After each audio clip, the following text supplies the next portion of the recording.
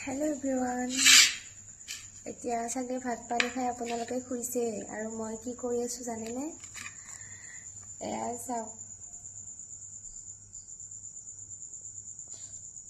chowmein কোনে বাৰু 11:42 chowmein খায় মানে আমি ৰেষ্টুৰেণ্টত গৈছিলো আজি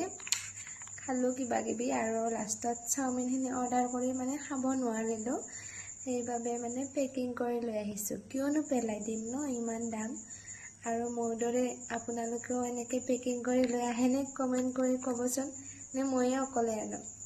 নাই মোৰ দাদাইও আনে কিন্তু কিবা খালে যদি ৰৈ যায় মানে খাব নোৱাৰা হৈ যায় তেতিয়া লৈ আহে আমাৰ কাৰণে কিনো হ'ব নিজৰ ঘৰৰ মানুহে